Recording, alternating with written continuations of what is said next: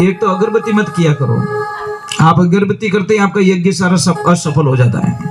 एक बात का ध्यान रखें, शाम के टाइम में कभी भी 1 घंटा पहले सूर्यास्त के 1 घंटा पहले 1 घंटे बाद में कभी पढ़ाई ना करें, नहीं तो आपको पढ़ाई में बहुत लॉस होगा। सूर्यास्त के 1 घंटे पहले 1 घंटे बाद में खाना ना खाएं, नहीं तो बहुत बीमारी होगी। सूर्यास्त के 1 घंटे पहले 1 घंटे बाद में सोए नहीं तो घर से दरिद्रता कभी बाहर नहीं जाएगी। झाड़ू हमेशा छुपा के रखें, झाड़ू के ऊपर किसी की नजर नहीं पड़नी चाहिए, क्योंकि झाड़ू घर की लक्ष्मी होती है, ये बात ध्यान रखें। और लगभग कोशिश करें तकिया बिल्कुल ना लगाएं। जब आप तकिया नहीं लगाओगे तो आपकी हजारों समस्याएं खत्म होगी। अगर तकिया लगा रहे हो तो फिर तकिया लगाने का तरीका सही आना चाहिए। समझ में आ रहा है? तकिया कैसे लगाते हैं हम लोग? यहाँ लगाते हैं, यहाँ नहीं लगाना। ये तकिया यहाँ होता है, गर्दन और कंधों के बीच में जो गैप होता है ना, तकिया वहां लगना चाहिए। पर हम लोग क्या करते हैं, यहाँ तकिया लगाते ऊपर की साइड में, तो ये बहुत दिक्कत होती है। और किसी को भी कोई काम पे जा रहे हो, जैसे यात्रा पे जा रहे हो या परीक्षा देने के लिए जा रहे हो, एग्जाम्स देने के लिए, या कहीं पे जॉब के लिए, नौकरी के लिए जा रहे हो, खेत में बीज बोने करने के लिए जा रहे हो, या सगाई के लिए जा रहे हो, तो आपको क्या करना है, जो आपका शर्ट है ना, उसके बटन नीचे से देते देते ऊपर आना है। अगर आपने ऊपर से देते देते नीचे चले गए तो आपका काम आगे 100% बिगड़ जाएगा, इसमें कोई शंका नहीं है। बोलो, इतनी मतलब चीजें होती है, हमको पता है। बटन हमेशा नीचे से देते देते ऊपर जाए, ऊपर वाला बटन लास्ट में देवे। समझ में आ रहा कि नहीं आ रहा? और आप कोई भी काम पे जा रहे हो, कोई भी यात्रा पे, सगाई के लिए, पढ़ाई के लिए, एग्जाम्स के लिए, और कोई अगर विधवा स्त्री सामने मिल जाए तो समझ लेना आपका भाग्य उदय हो चुका है। आप इतने भाग्यशाली हो कि आपको विधवा स्त्री के दर्शन हो गए। आपको पता है, अब आपने शायद उसके बारे में जानकारी नहीं ली। आप सारे लोग क्या अपशुगन मानते हो कि विधवा स्त्री का मुंह देखने पर हमारा अपशुगन होता? अपशुगन नहीं होता साहब, वो कितनी नसीब वाली होती है, कई जन्मों के दुख एक ही बार में भगवान ने काट लिया। समझ में आ रहा है कि नहीं आ रहा है? पर हमको ये बातें समझ में नहीं आती। जिसको बच्चे नहीं है, अगर वो जोड़ा भी सामने मिल जाए तो कभी अपशुगन मत मानना, नहीं तो तुम्हारे वंश में किसी न किसी को बच्चे नहीं होंगे, ये गारंटी महाराज। जिसको बच्चे नहीं है, अगर वो जोड़ा सामने मिल जाए, अगर उसको अपशुगन मान के आप वापस रिटर्न हो गए, तो आप ही के पीढ़ी में भगवान आपको किसी न किसी को बिना बच्चों के रखेगा, इसमें कोई शंका नहीं है। जैसी करनी वैसी करनी। और किसी को अगर बच्चे नहीं हो रहे तो मैं बहुत इजी इलाज बताता हूं आपको। नारियल आता है, नारियल श्रीफल, उसको आप तोड़िए, आपको एक बीज मिलेगा उसमें से। नारियल तोड़ता ना, एक बीज मिलता है, वो बीज उस स्त्री को देना चालू करे जिसको मतलब बच्चे नहीं हो रहे। देखिए, भगवान की कृपा हुई, ईश्वर की मेहरबानी हुई, तो उसके घर में बहुत जल्दी खुशी आएगी। परंतु ये सारी विश्वास की बातें हैं साहब।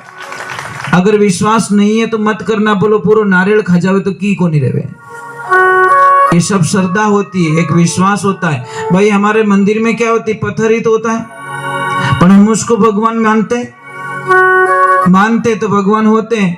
अगर कोई कहे यार भाटो दिखे रही हो, तो भगवान के भाटो इस देख, इसके आगे कुछ भी नहीं दिखेगा। कोई बोलता नहीं मुझे भगवान दिख रहे, तो भगवान दिखेंगे। तो ये बात है आपका विश्वास। और सबसे बड़ा भगवान को बुलाने का एक ही तरीका है, घर में शांति। एक दूसरे, पति और पत्नी का मतलब क्या होता है? पति पूरा पत्नी पे विश्वास करे और पत्नी पूरा पति पे विश्वास करे। ये जोड़े का मतलब ये होता है। समझ में आ रही? दोनों की मति एक होने चाहिए। एक पूजे हनुमान जी ने, दूजोड़ू पूजे इला जी ने, तो उन घर में शांति कोई शांत तो ही नहीं रहे, कितना भी कुछ करा लो। और दूसरे नंबर, मैंने कई लोगों को देखा है एसी लगाते, एसी में ठंडक होती है, एकदम कूल होता है ना, चिल्ड एकदम। देखना एसी मुंह बाहर निकल गालियां बोल दे, बोलो भाई एसी कहीं काम रही मैंने खाली शरीर शरीर ठंडो रही, खोपड़ी ठंडी रही को नहीं। समझ में आ रहा है नहीं है भाई? एसी से दिमाग भी तो ठंडा होना चाहिए ना, पर मातो तो ठंडो रियो ही को नहीं, खाली बॉडी बॉडी ठंडी हो गई उसकी, हर बार निकलते ही बम बम फोड़ दिया। एसी क्यों लगाई भाई? एसी का मीनिंग होता है तेरा दिमाग भी ठंडा होना चाहिए, ये ध्यान रखें।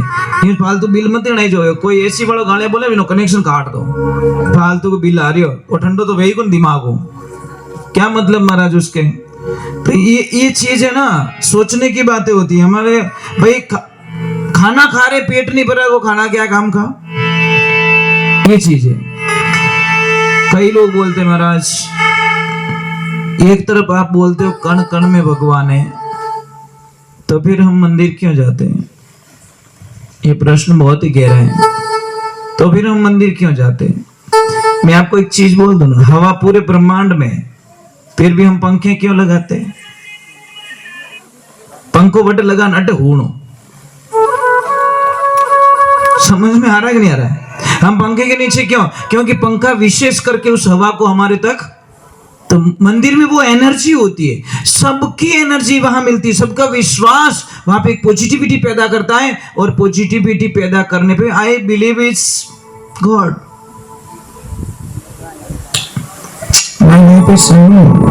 मैं जीने के लिए गाता हूं, गाने के लिए जीता हूं। एक समझ लीजिए, ये छोटी सी बात है हमारी जिंदगी की।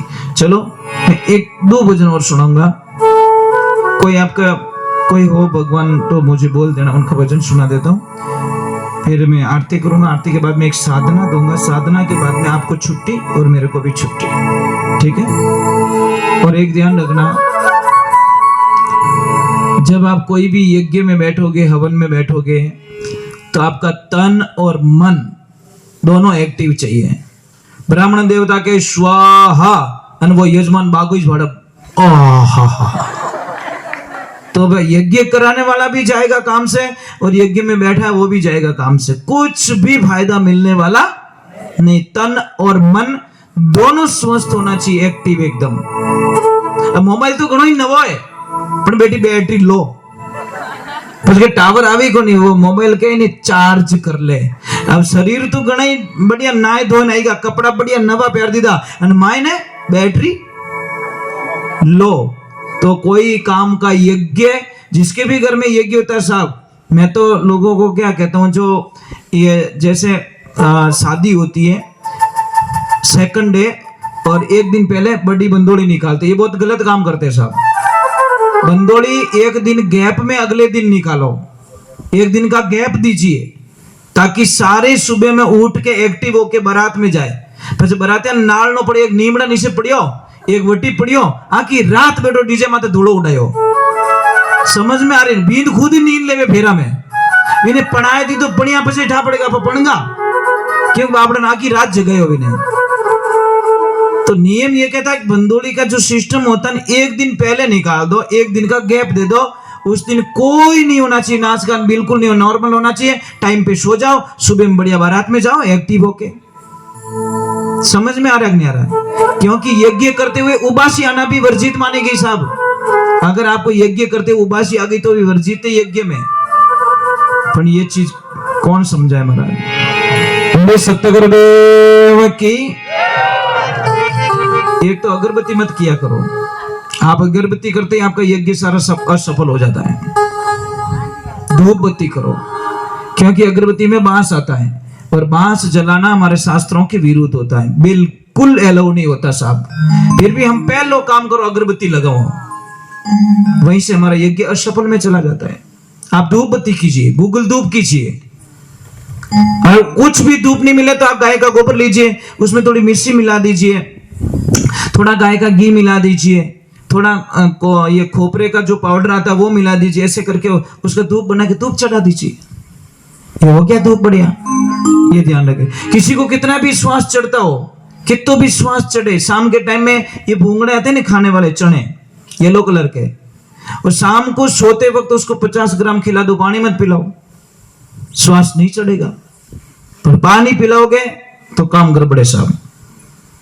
जिसको भी श्वास चढ़ता है, आप शाम के टाइम में वो भूंगड़े खा ले 50 ग्राम और पानी मत पीजिए, तो आपको श्वास की बीमारी नहीं होगी। किसके कितने भी घुटनों में दर्द है, मैंने कई बार बताया इलाज कर, चूना लीजिए इतना सा और हमेशा लेना स्टार्ट कीजिए। सुबह सुबह में खाना खाने के बाद में 1 गिलास पानी में इतना सा चूना डालिए, देखिए फिर आनंद। बोले सत्य गुरुदेव की, बोले कृष्ण कन्हैया लाल की।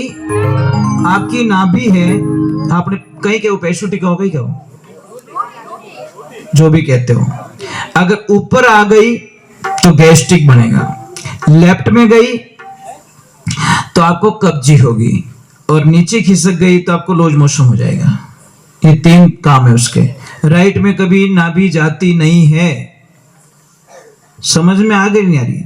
नाभि में कभी, राइट में कभी नहीं जाती, वो जाएगी लेफ्ट में ही जाएगी, ये ध्यान रखें। बोले सत्य गुरुदेव की।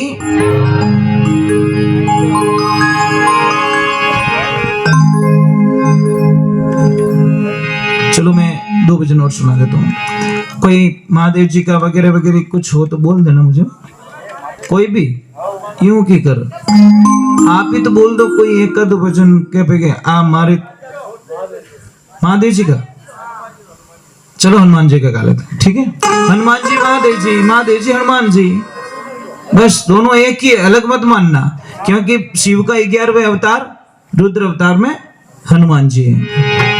बोले श्री भगवान की, बोले बालाजी महाराज की।